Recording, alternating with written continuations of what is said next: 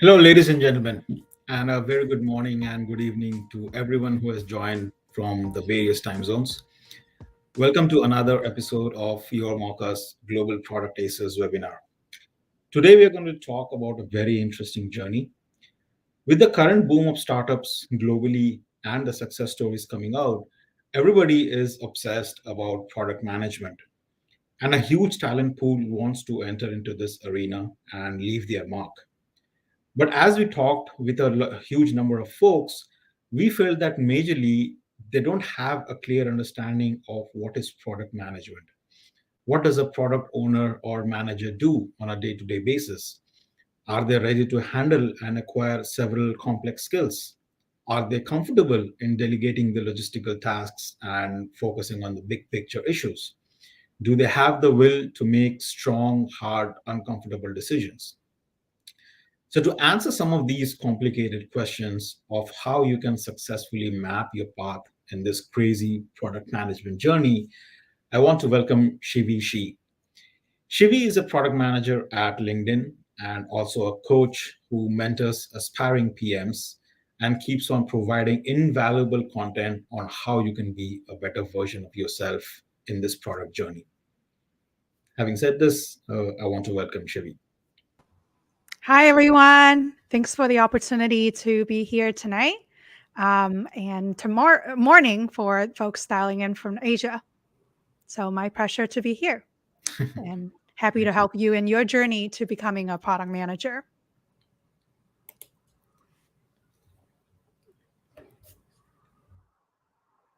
So, shall we start the slideshow?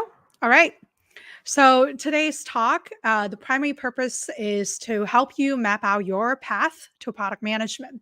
So, how can you gain confidence and know exactly what you need to do in the next 90 days in order to land your first PM job? So, in this talk, I'll share a little bit about my journey, what I learned through my transition, as well as a very good framework, very easy but powerful framework for you to get started with your PM journey. So, now let's get started. So, a little bit intro about myself. My name is Shyvee. I am a product manager at LinkedIn, and specifically, I am part of LinkedIn Learning, helping to help our learners discover and find relevant content to consume to become more successful in the workplace and be better versions of themselves. I'm also a very strong advocate for community and for elevating the power of women. So I lead our community for LinkedIn Women in Products. Outside of work, I like to consider myself a content creator. I also coach people through their product transition, as well as other career transition and aspiration and exploration.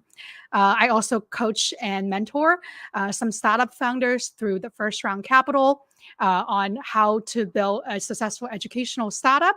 And last but not least, I received my MBA from Northwestern, Kellogg School of Management. And on the slide, you'll see some logos of organizations where I have spoken at or worked with in the past. So, very happy to be here tonight. And hopefully, I'll add one more logo at least after tonight into this slide. So, what's my path? What's my story to product management? The first thing I want to emphasize is that a lot of times when we try to look for a job, we're embarking on a journey. This is what this graph here shows. It's not really sometimes not a linear journey where you go from step one to the next, even though we all hope to do so. But a lot of times, career is a journey. It's you going on a hike, you're exploring a trail. Sometimes you don't know where things lead you at.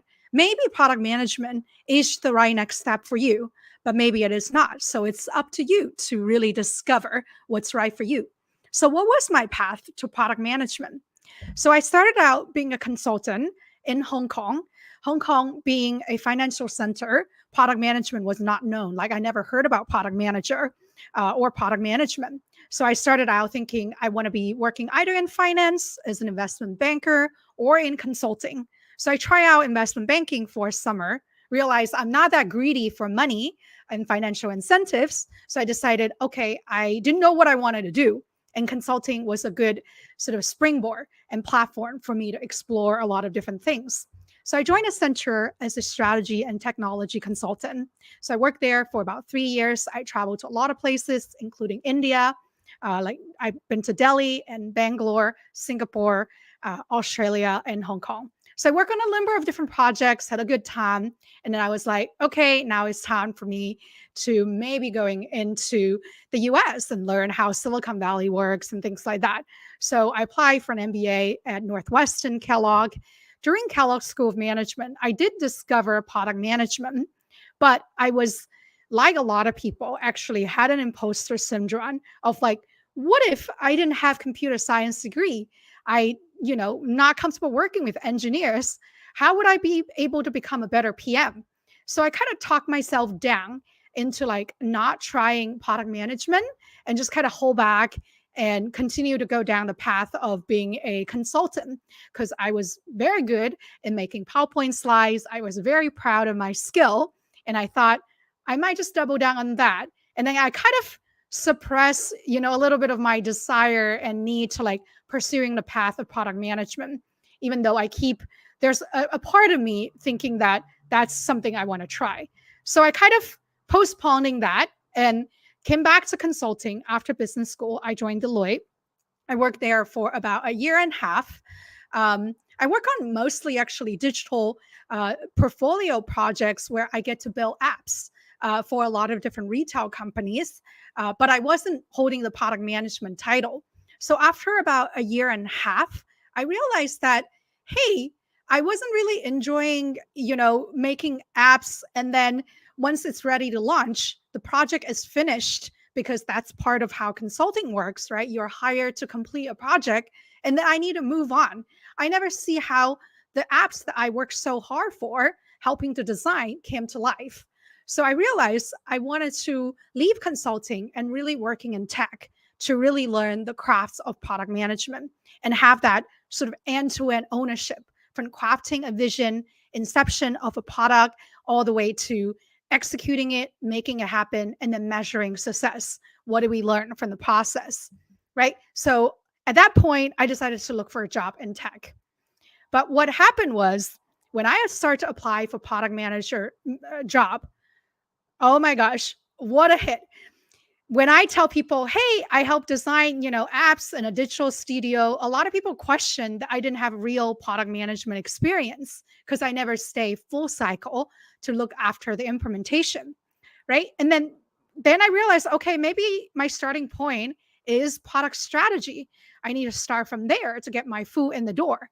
And when I interviewed for strategy position, which I thought was my strength, I was told that, hey, in the past year and a half or 3.5 years, because if you're including the 2 years spending at school, you didn't really work on a lot of very analytically rigorous project, right? Like you didn't write SQL, you didn't do a lot of Excel model building.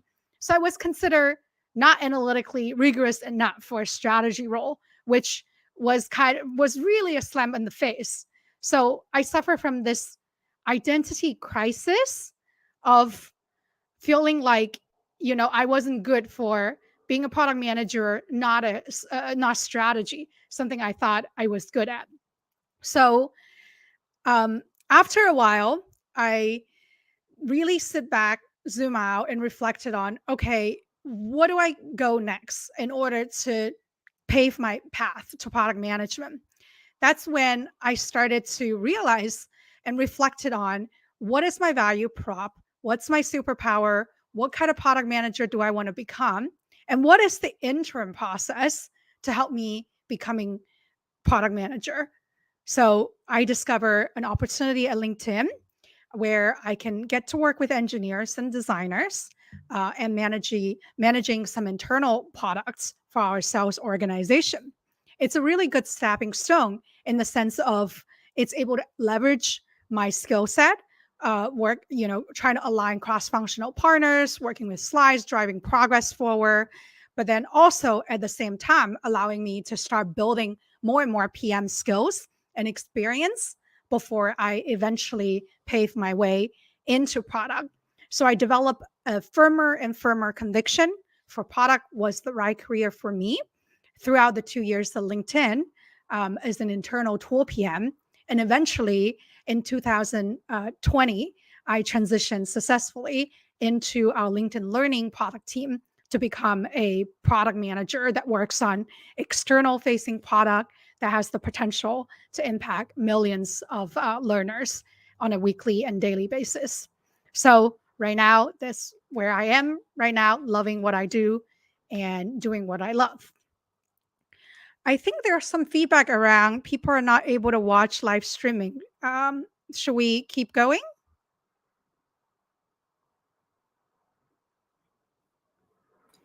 Yes, Shivi, we can keep going. Like we're Okay. live on YouTube as well as Facebook, Oh, so people are oh, joining. okay. All right, cool. Thanks, Sure. guys.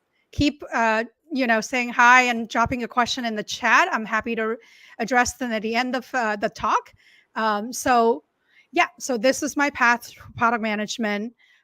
It's a winding journey. It's not straight. Not to say everybody have to be like that, but the point that I want to emphasize is that this is a growth journey. Is me continue to discover what's right for me. What do I want? And going on this path, this quest to explore. So I encourage you to embrace, as we talk about how to map your path to product management, this growth mindset of not seeing it like, oh, it's so competitive, so hard to make it into product management. But it's just actually a self-development growth journey. You're going to learn so much, make a lot of friends in the process. So embrace it as if you're going on a quest, not as a linear sprint that you're running towards a destination. Enjoy the journey as well as the destination. Now, a lot of you know me, or I get invited, I guess, through this series of posts that I started last year in the late fall, where for 100 days, I share around 100 posts on the topic around my journey and all the tips and best practice on transitioning to product management. I posted exclusively on LinkedIn, and this series have gathered over 2 million views, get me over 22,000 followers. And over the past 2 years, I've helped more than 100 mentees to pave their way to product. So the success rate is roughly, around 70% of folks who I mentored eventually made their way into product management. Now, without further ado, what do we want to talk about today? So first thing first, I want to start with the basics. Just what is product management? What are the skills you need? There are a lot of myths about what product manager is and is not. So I wanted to be able to clarify and make sure that you understand. And then trying to develop that conviction for PM, not because of PM is a sexy, cool job, but you really understand what that job entails. Then the second part of the talk, I wanted to go into details of helping you to map out your path to product management using the MVP framework. For folks who know a little bit about product, you might have heard about this term for developing a lean minimum viable products. So I kind of borrow that. It's kind of the same concept that you need to start lean, scrappy, and continue to iterate yourself until you find the right mindset, value prop, and process, people, process, project to really nail your process, your path into PM. Now, without further ado, let's get started. So, what is product management? There are many, many different definitions. You ask every person, every different product manager, they might give you a different answer. The most generic one is that PM works at the intersection of design, technology, and business. So design indicates what to design, the desirability of your solution. This is in the case of what you design actually help solve a real user problem, but also your design is very delightful in the sense that you help people, to not only solve a problem but also enjoy, using your product. The other factor, technology, is the feasibility. How costly from an engineering implementation and effort standpoint is going to, cost for you to implement the most desirable solution. Obviously, you're not going to go to the most desirable solution in the first go. So there's a lot of prioritization, a lot of trade-off that needs to happen in between.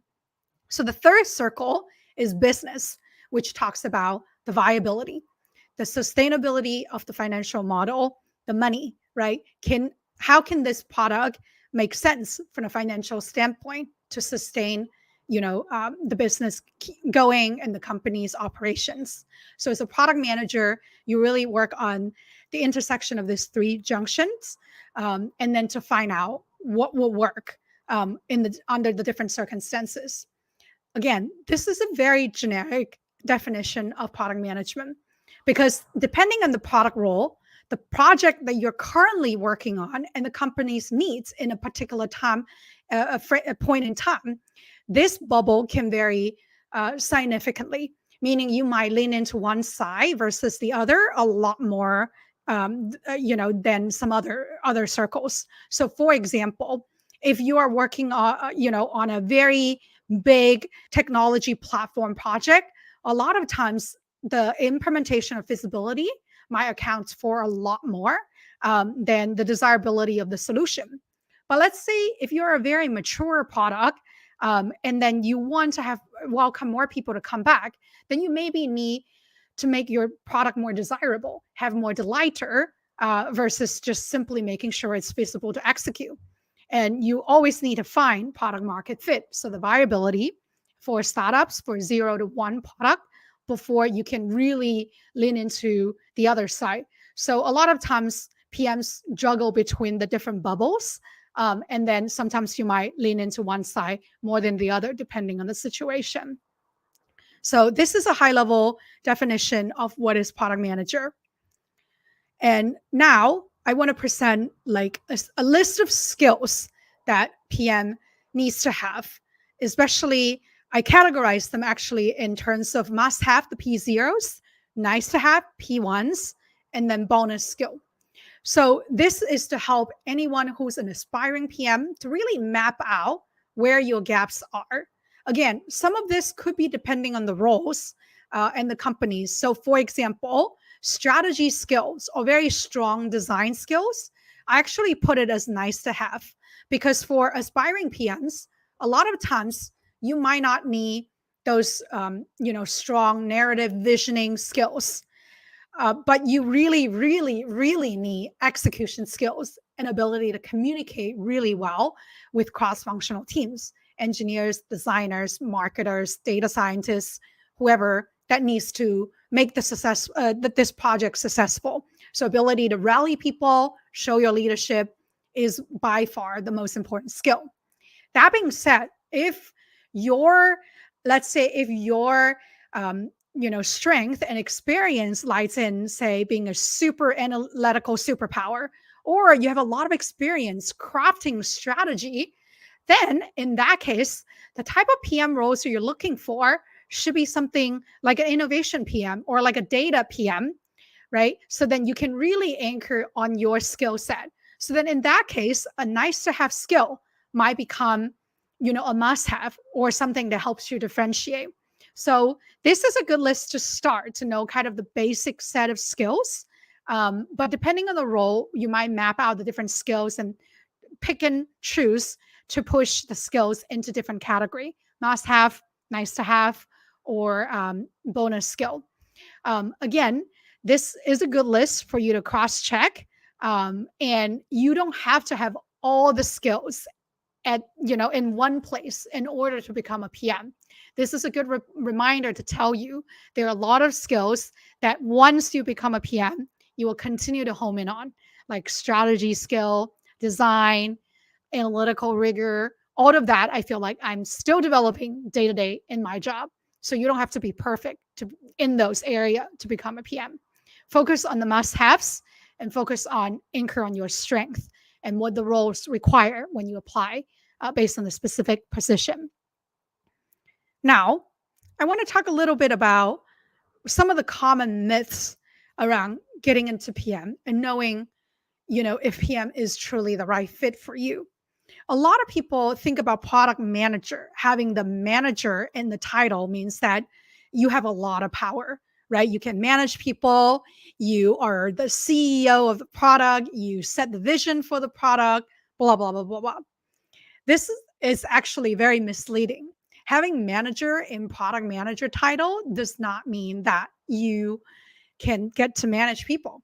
You actually, a lot of PMs, especially for the first 3, even up to 5 years of their career, unless you're working in a startup that grows super fast, you might become a people manager within 2 years. But most of us working in like larger companies, it takes somewhere between 3 to 5 years, give or take, to be for you to become a people manager. So for those years, when you're an individual contributor, you are actually not managing anybody, but you need to motivate them to work for you, to work for the vision that you're paying for them. So though PMs define the vision for the product, different from the CEO. The CEO have actual authority over the product and over the people, whereas you don't. You can have a vision. People might or might not buy into your vision. So it is up to you to really convince those people, hey, this is the right vision to invest in, right? So PM is in many sense like a politician. People might not vote for you. So you need to earn their trust and credibility to buy into your vision and execute. PM is also, there's another analogy that I really like.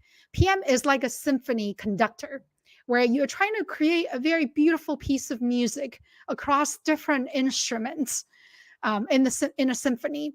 You as a conductor might not know how to play every single instrument, and those people are individuals that are playing the instrument, but you have this vision of how to tie them all together at different place, at the right pace, at the right time, in order to create this beautiful piece of music. So think about it that way. In order for you to deliver a great product, you need to line up a lot of teams working on different elements of the product together, but also keeping in mind that you are leading without authority, because you don't own any of those people. They don't report to you. They have their own will. So how do you flex your muscle to make sure you motivate people at the right time? When things gets tough, you can make those tough decisions without making people feeling too bad about themselves or about yourself, in order to achieve the vision. So PM is a very flexible role and requires a lot of skills, both hard skills and soft skills. Now that we sort of debust some of the common myths about PM, let's look at how can you map your path into product management. So I want to introduce you this simple but very powerful framework. I'm going to talk through each one of these elements in detail, but I really want you to, pause and like take notes, reflect on each one of those after this session to really work on it, because each one of this element is going to be critical to mapping your path to product management. So the MVP framework stands for mindsets, value prop. P actually encompasses 3 things: people, projects, and process. Now, without further ado, let's get into mindsets. I think everything starts with why and with the right mindset. Without the right mindset, your PM transition will be very painful. You're going to feel like it's very lonely. It can get very competitive. You might receive a lot of rejection because you didn't have the PM experience they're looking for. And it becomes this catch-22 of like, how do I become a PM if I don't already have PM experience? But then every single PM job is asking for, 2 to 3 year, 3 to 5 year PM experience. So for you to map your path to PM, you need to master the following mindset. First, you need to understand your motivation. Why do you want to become a PM? Write it down in 3 bullet points, 1 bullet point. Be super crystal clear and make sure that why isn't about trying to gain power, because we said a lot of times PM needs to lead without authority. My why is the opportunity to create impactful product that has the chance to change people's life for better. So that, sense of purpose gives me a lot of conviction and courage to start my day and to march through all the challenges that I might face in this transition and in doing my job. So be clear on what your motivation is, your why. And the second thing, which we don't always talk about because people don't like to hear about it, is that PM transition sometimes is a marathon. It's not a sprint, right? So you need to be willing to put in the hard work to get to your PM position, your transition. Sometimes your first PM job might not be your dream job, and it might need to take 2 steps in order to get to where you want to go. In my case, if you remember, when I was in consulting, right, I transitioned into LinkedIn, working on internal tools. Is that really my dream type of PM role? Not necessarily, but it does give me the necessary skill set and the right relationship, the right experience in order to land my current PM role. So I encourage you to be willing to put in the hard work and willing to map out what this journey is. Again, we're embarking on a quest, not a sprint. The third mindset is actually really, really important because it's counterintuitive, but super powerful. You need to already believe yourself as a product manager, as your new identity, before you approach any job conversation. So if you talk to people like, well, I am a business analyst that I'm trying to, pivot into PM. I don't really know what PM does, but here are some skills I can, showcase. That's not a very confident projection, right? What you want to do is that you want to tell people, hey, I am a business analyst today at company ABC, but I also product manager, managing a lot of my projects. In project A, I executed X, Y, I deliver X amount of results. In project B, I solved this problem for this user group, and I'm able to generate impact Y. So you see the difference? Like in the first example, you're kind of like, well, I'm still a business analyst. That's my identity. And I'm trying to figure out how to be this new identity as a product manager. But in the second example, yes, I have dual identity. I am both a business analyst, but I'm also see myself through the lens of a PM. I project confidence. I'm already embracing myself as a PM such that I can think like a PM and communicate like a PM. So I encourage you to do that, especially in your self-intro. How can you project a sense of confidence by already embracing product manager as your new identity? And keep in mind, you can have 2 identities or more, right? For me, I'm a PM, I'm a coach, I am a startup advisor, I'm a content creator. So I am one of many things, and you can be one too. The fourth mindset is to be creative and resourceful. What do I mean by that? So when you submit, let's say, your online application, at the beginning, you probably going to get very frustrated because unless you have a killer resume with a lot of product experience, a lot of people might not even hear back. In this case, rather than trying to feel defeated or submit 100 more applications, you really should sit back and say, okay, how can I crack this problem in a different way? How can I be creative and resourceful? So for example, you can reach out to people as opposed to relying on online application. You can maybe film yourself in a 30-second, creative video resume and then send it to the recruiting team. So even if they don't pay attention to your paper resume because it's long and boring like everyone else's is, you can still stand out. And I've seen people getting, APM jobs in Facebook and LinkedIn through, creative filming themselves and talking about their experience to get a chance. So, and then there's other things you can do. You can write a deep dive analysis, doing competitive analysis, volunteer for your new, for the company that you're dreaming for, right? There are many ways that you can think about what else besides submitting my resume online, or maybe trying to get coffee chat and sometimes people don't really respond. How can you stand out? How can you be creative? How can you show your initiation? So be resourceful and creative. Last but not least, be open-minded. What I mean by this is that there are many paths to PM and there are many different types of PM. So don't just fixate it in one type of PM. So for example, let's say a lot of your experience lies in the enterprise space, but you are really dreaming of becoming this consumer PM that design very creative, user heavy empathy, like a lot of design thinking required product, you're probably not going to make that transition in one go unless you join a startup that they desperately need anyone with PM experience, right? So you might need to map out different paths in order to get to where you are.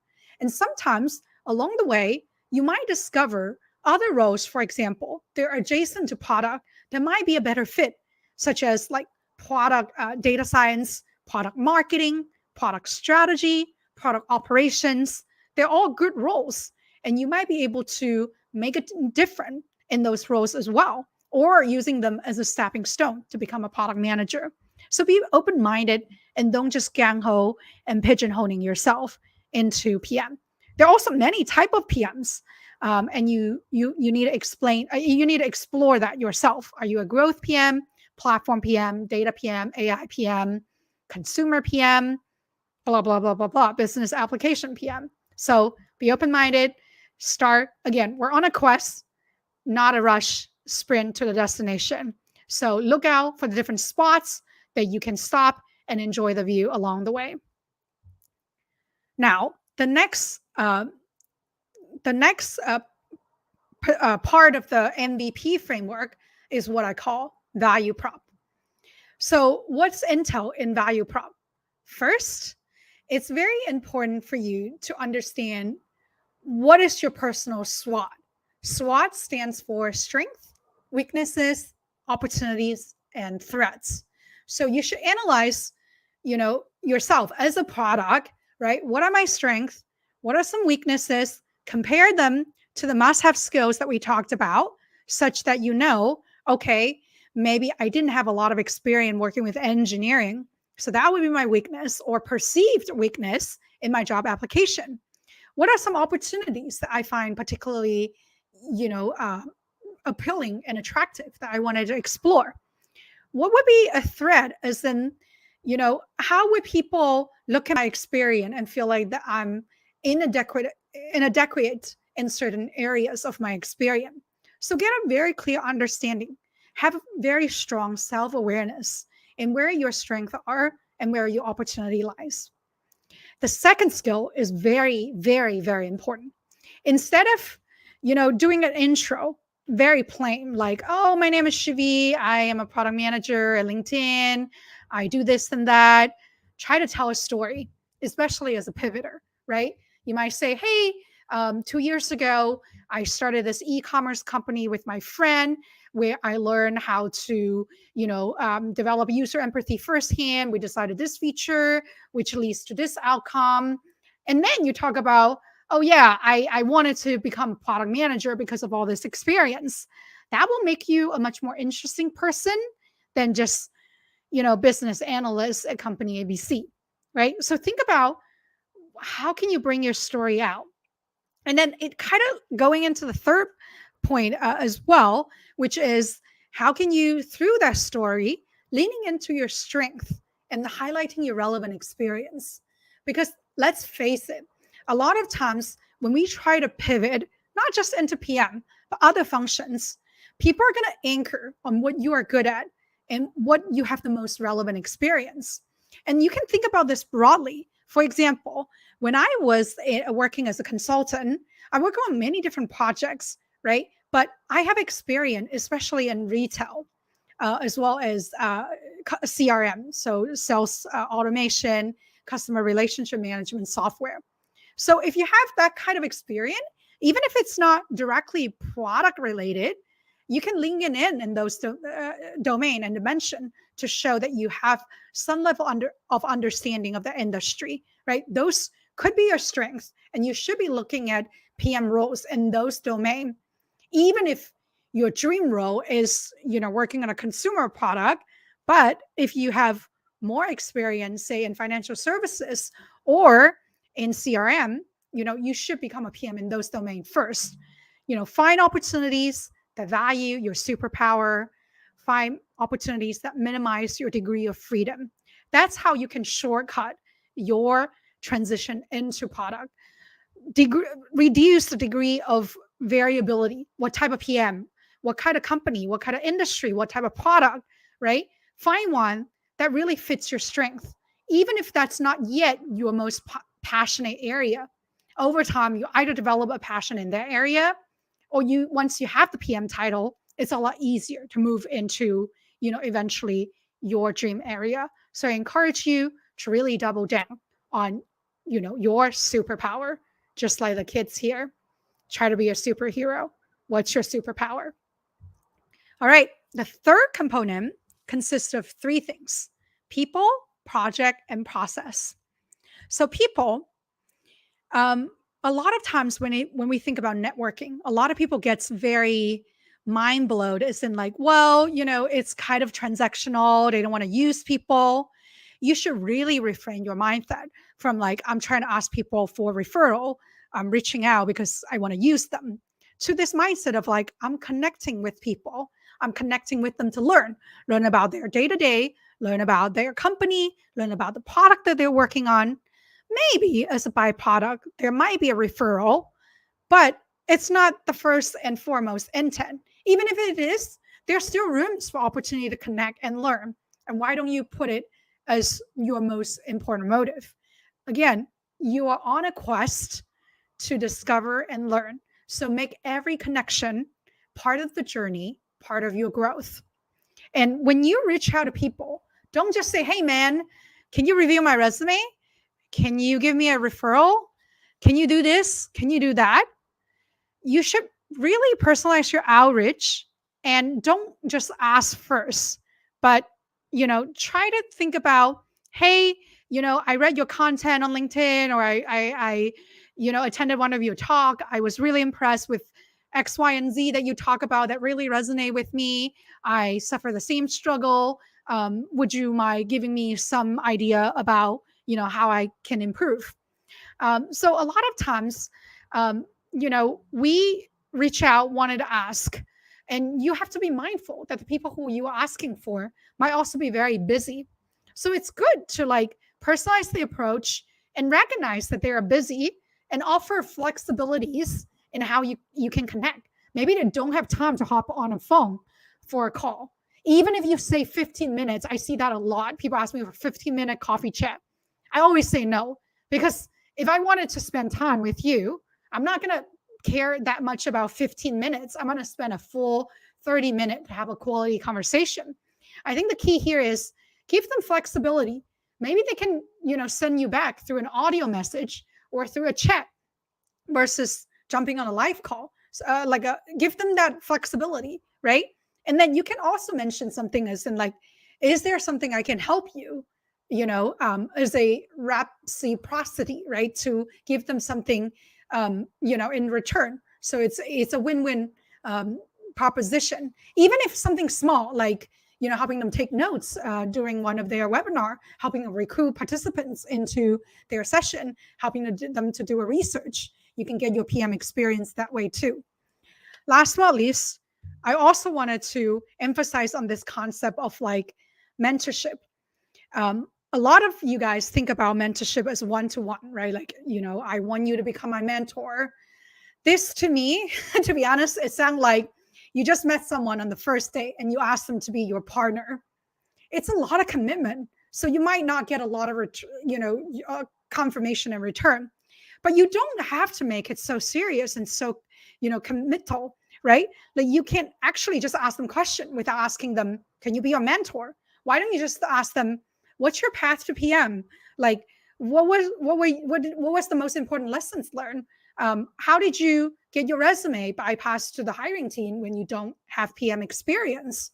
So just ask specific questions without, having to make them feel like they have to commit to meeting you twice every 2 months or this and that. You can still get information you want without them being your mentor, right? And then you should also ask different people for the same kind of question to get different perspectives. I bet you get very different answer if you ask different people. So embrace a new mindset to approach mentorship. Don't think of it like a one-to-one committal relationship. Now, last but not least, when it comes to people, you really need three groups of people. The first is networking with the people in the hiring team, because they can submit referrals for you. They can get you insider information about things about the company, the product that will help you in your interview or help you make the decision of joining a company. You really want people in the mentorship bucket. Again, I say it's mentors, but what I really mean is your information source. So this people could be people who transition into PM a year or two ago, who were in your shoes and are people that you feel very reachable, right? That you feel like they have done that, been there, done that, and you aspire to make a similar move. You can have a lot of questions. You can ask them a lot of questions to get to know them. Last but not least, PM transition or any career transition can be a very long journey. So don't do it alone. Have a support system, whether it's your family and friends that knows that during the next 6 to 9 months, you're probably going to be a boring person. You might complain about stuff because you get rejected by a call, and they have you back. They're the ones to remind you to set yourself up again, to remind you to take a break, to relax. You can also have support systems with buddies to help reach out a mock interview, to practice. So make sure you have people in different categories as you approach your PM transition. Now, the next P is project. So within project, what I really want to say, this isn't actually an optional piece for those who already have product experience. But again, the key here is that you do your SWOT analysis. You understand what your strengths, weaknesses are. You know what are some of the product skills that you have. But for people who are missing some of the must-have product skills, for example, you never work with any engineers, or you never work with any designers, you never ship anything. In this case, it's important to look out for opportunities to wear that product hat. This could come in many forms. It could be you volunteer for a PM at your current company, or a startup, or a pro bono project. It could also be you help to design some prototypes and do some user testing. It could be you build your own product, or you participate in a hackathon with a group of people. So the key here is that it's really hard without any relevant product experience to pivot into PM. But you can look into your experience and look at all your inventory of skills and experience to see what are some product adjacent projects that I can mention. Is that strong enough? Is there still something critical missing? If so, then you should really find some projects in the next 3 to 6 months to really amp up your product skill. So people, project, last but not least is process. What is the process to transition to PM? Once you have the right mindset, you know what your superpowers are, you know how to tell your story, you're connected with the right people, you have the right project and experience. The last part is the process. You need to practice, and practice a lot. Make sure you mock interview your friends, because sometimes it could sound very weird if you don't talk a lot about, okay, what is my favorite product? How would I improve this product? You can get very nervous, even though you know all the stuff. So make sure you do a lot of mock interview. I'm talking like 20, 30, do it twice a week. Do it for a couple of weeks or months to keep that muscle going.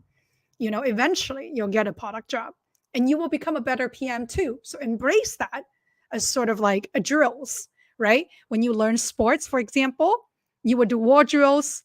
When you try to exercise and work out, you would try to train your mind muscle, exactly like the picture that was showing on the slide. And there's usually 5 different dimensions in product interview.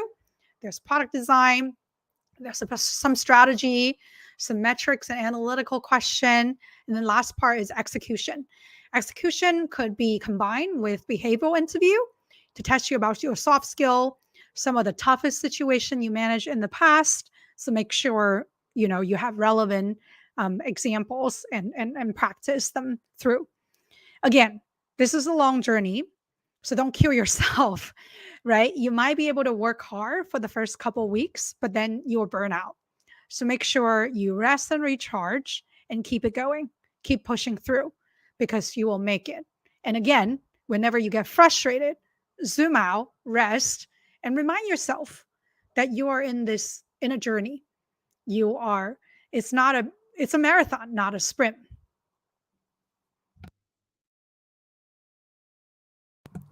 Now, with that, I think this is how you guys can keep in touch with me. I publish a lot of content on LinkedIn on a daily basis. So follow me to receive more product management and career tips. I see the chat blowing up, so maybe we should start Q&A.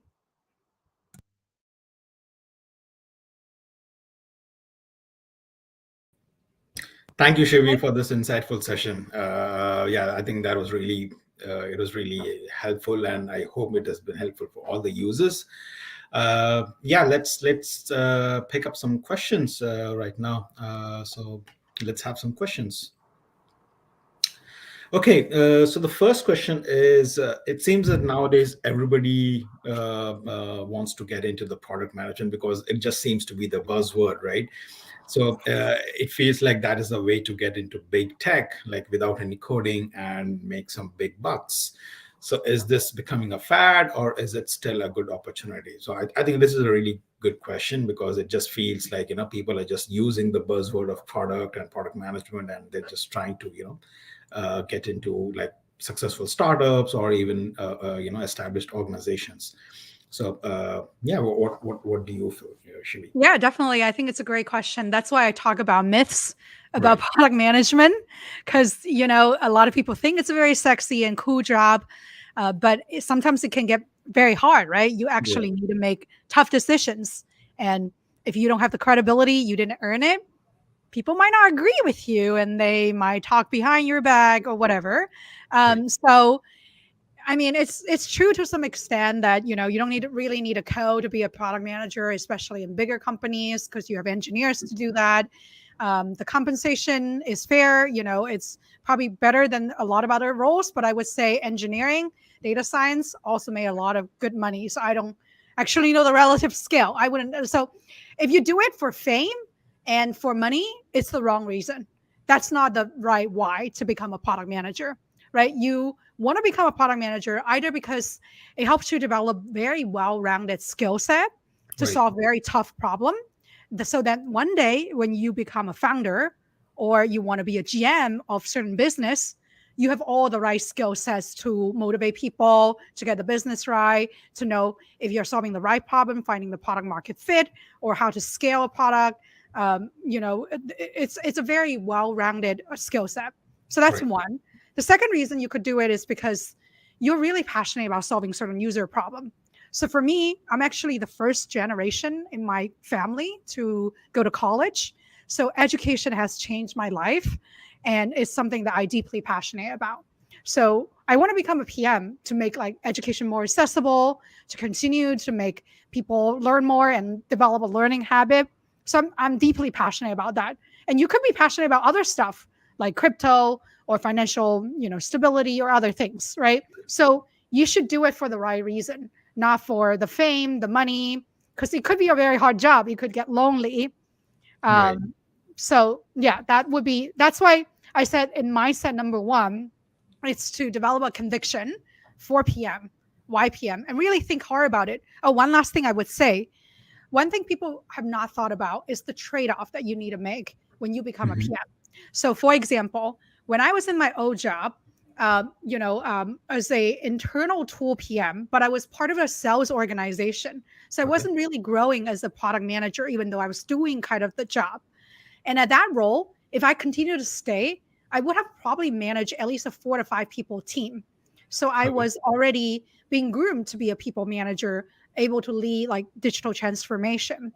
But Mm. I decided to step back into individual contributor and be a product manager. So in PM, it might take quite a while, like I said, to actually be a people manager again. Um, and so you need to continue to do a lot of groundwork, right? Right. Versus Right. growing your scope, becoming a team manager. So like you might be able to join product adjacent role and grow faster potentially there Okay. versus becoming a product manager. But Right. PM is also very intellectually stimulating journey. So which side are you voting for? You need to know your trade-off and what's right for you. this is actually can be very personal, right? Some people crave for power, Right. for progress in a fast progress in an organization.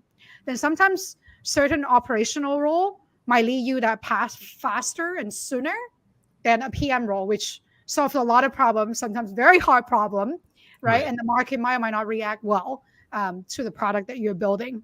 It can be a lonely journey, but you're also learning a lot of really great skill set that eventually will help you a lot, depending on, what your next path is after PM. Okay. So yeah, it just looks like it's a constant process going on of learning. Okay. Mhm. All right. Let's have the next question. All right. Is a technology background necessary for being a PM in a big tech companies? For someone who is a non-technical project manager, how do they get into a product management position? I think this is a very common question that we have faced with a lot of people. Like a lot of people are either as a working as a project manager, or maybe they're working as some sort of an analyst, and now they feel that now they feel that they want a challenge, or they want to move into product. So Mhm. yeah, what's your take in this? Like, do they need a strong technology background, or do they or how do they approach if they're working as a project manager or as a business analyst and want to transition into product? Yeah, this is a great question. And I think it actually embeds multiple question in it. So the Right. first question, do you need technical background to join, especially a big tech company? So my answer to this is no. For most roles, you don't, right? With couple exception. So first, I mentioned there are many different type of PM roles. Certain PM roles, like platform PM roles, but not all platform PM roles are like that. AI or Right. machine learning PM roles, API design PM roles might prefer strongly people to have a technical background because their product is very technical. So even if, let's say, hypothetically, you get the PM role, you might be struggle if you don't understand those technical concepts.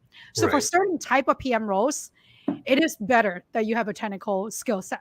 But for majority of PM roles, like I didn't have a technical background, but I can still work very effectively with my engineers and sometimes in pretty technical areas as well.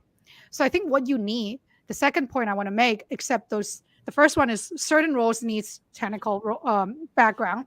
Second point is that a lot of don't, but you have to show that you are able to work with engineers, right? Whether you already work with them at work, or you took some lessons, or um, you join some classes, or you read some blog.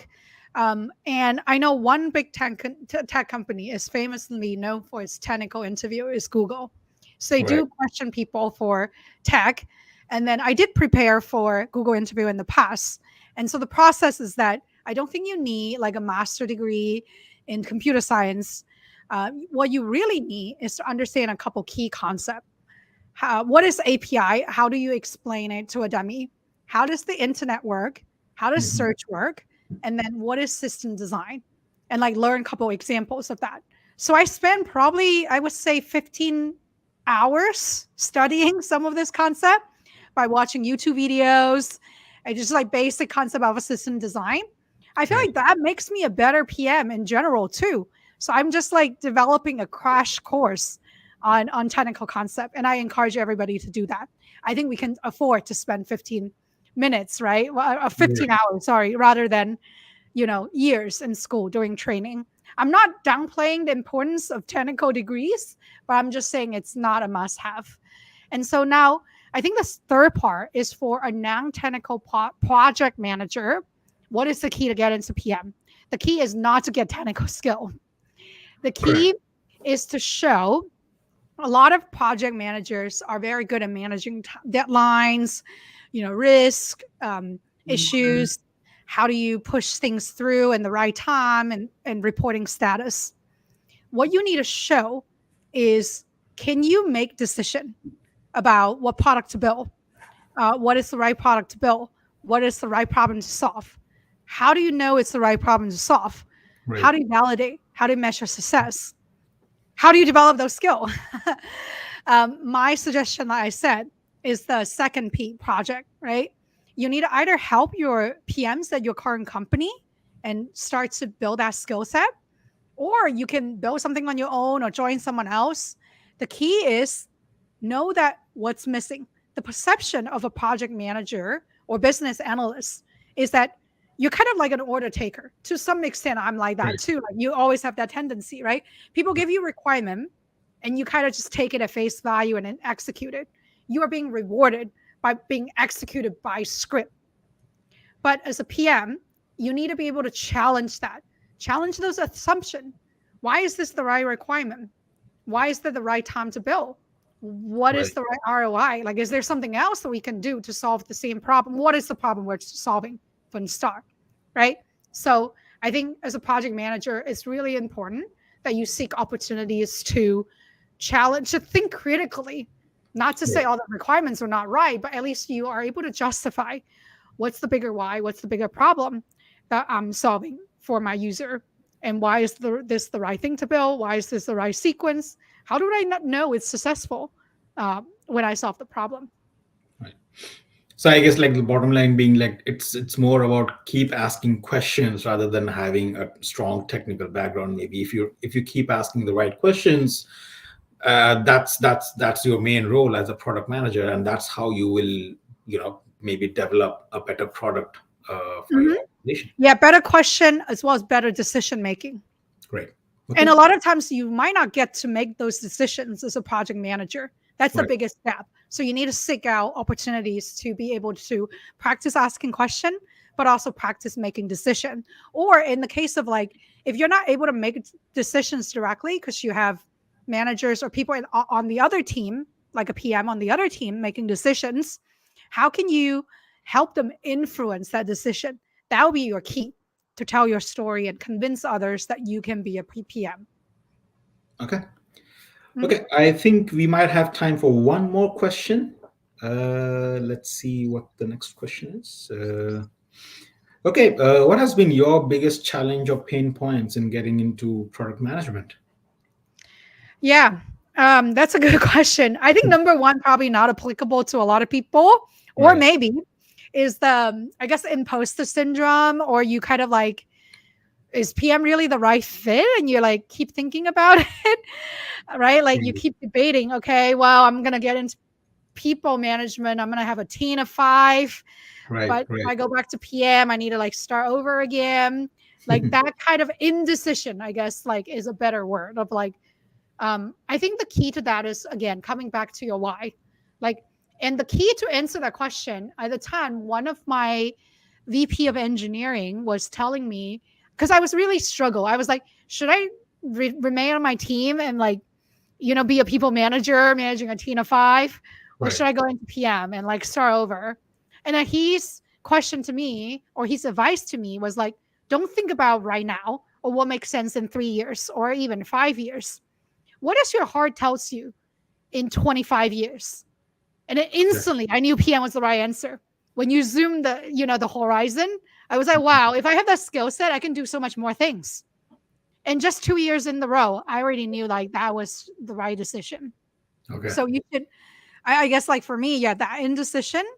And then the moment I come to develop a conviction for, I really want to be a PM, that path just become a lot easier. But when you are indecisive, like you have so many trade-off and Right. things are hard, like you need to like do a lot of practice interview, you might not have motivation. I think that was hard. Once I am like figure, okay, that's the right path I want to go, I go 120%. That Right. makes things a lot easier. I think the second challenge that a lot of people face, I faced at the beginning for a little bit, is like, how do you tell your story? How do you tell Right. a relevant, experience and translate that to PM? I Right. think that comes into two lens. Three things actually, and as I mentioned in the call as well. One is know exactly what is your strength, and sometimes you might not know. Like you might thought that's just your strength, and then you like go ahead and pivot, like pitch it to people, and you realize that nobody's interested in what you're saying. So you need to find the right balance. What that requires is that you actually have to test the water a little bit.